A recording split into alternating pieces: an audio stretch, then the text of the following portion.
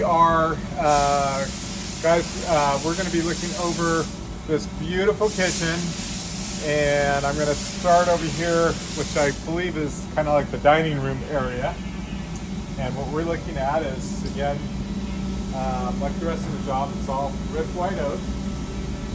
And I'm just going to start from left to right. We have the filler that integrates into the soffit. You can see that it's mitered, and as we go along, that's actually going to continue into the pantry in the adjacent room. So looking over here in the base cabinet, we've got two adjustable height pullouts, and like everywhere else, are solid maple dovetail construction, all adjustable heights.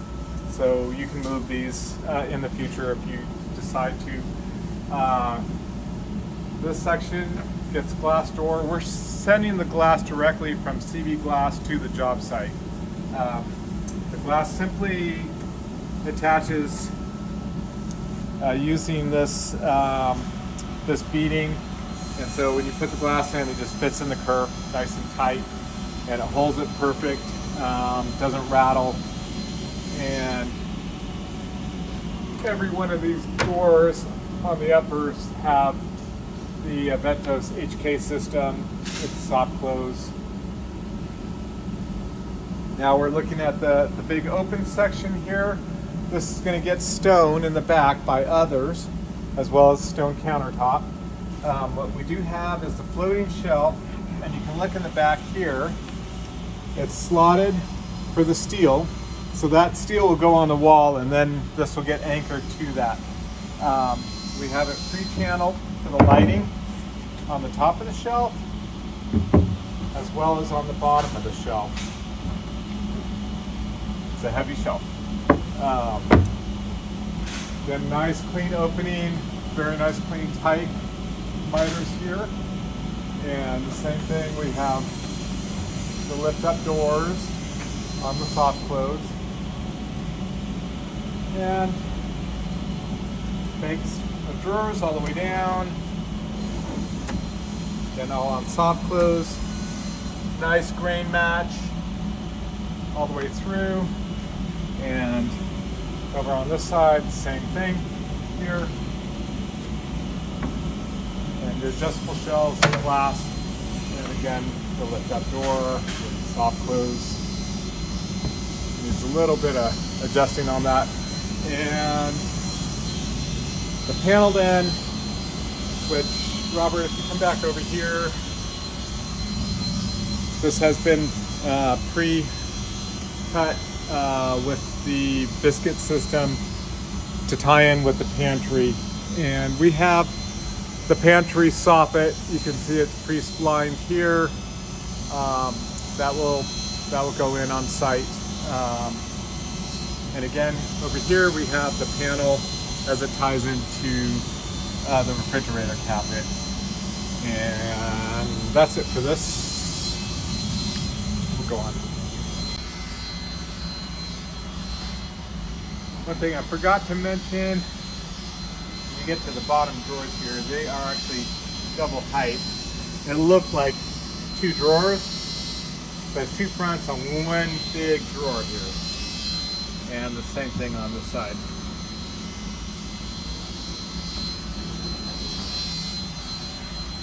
And again, if you look at this frame, miters all the way around. I think it's just a really clean, beautiful look. And on to the next elevation.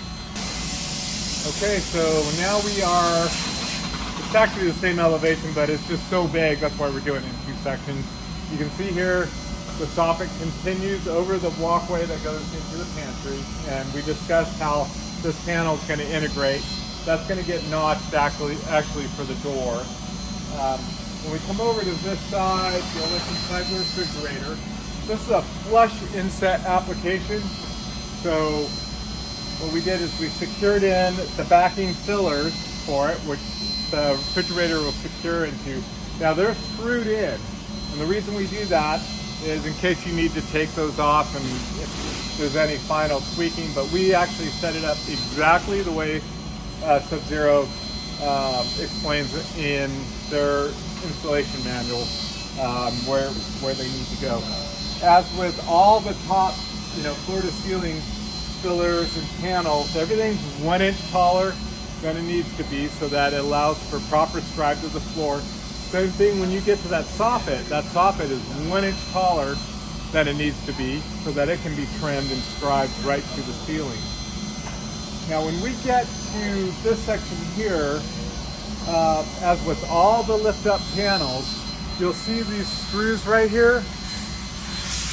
That's so that you can fine tune the adjustment of how fast you want this to close. We just leave it at the factory setting, but again, after everything's installed, you've got your hardware on, all the finishing's done, you can actually, just fine tune that and get that exactly the speed that you want.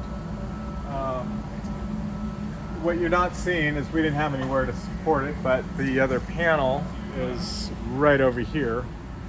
That goes up over this section. Actually, it's underneath that blanket. Oh, sorry. So the other soffit panel is underneath the blanket here, protected, but that goes across here. And as you can see, I have no way to support that for this video for the purpose of that, but it's there and accounted for. We have the upper cabinet with the adjustable shelving.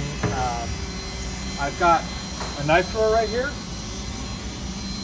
and then the rest of these are just regular drawer, except the large bottom ones are equipped with the pegboard system, and all the accessories for those are in the box here, so you can place those as needed. Now we do have finished ends flanking the range, and a portion of that may be visible when you open the door. So what our finishers typically do is finish the entire side. It protects the wood anyways. And again, finished ends flanking the hood. When we get over to this side, you have a spice drawer, which is really handy location right next to the range. Keep your everyday spices here. Your larger spices will go bottles, oils, all that can go right here. The height of these are adjustable as well. You can see that they have these little pegs that you pull and you can adjust the height on that. All your cooking utensils can fit nicely in here. Lots of space, and then again the pegboard system for your pots and pans, dishes, bowls, any of that type of stuff can go right in here. And we have a very generous pantry right here. Big, wide pull-outs. Great for storing food items, cereal boxes, canned goods, you name it, baking stuff. It'll fit in there real nice. And again, another lift up panel.